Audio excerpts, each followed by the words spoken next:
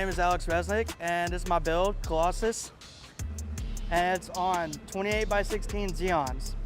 When the box delivered to my house, I opened the box and these wheels just looked massive. And it was high quality. I was so happy, surprised. And it was just amazing.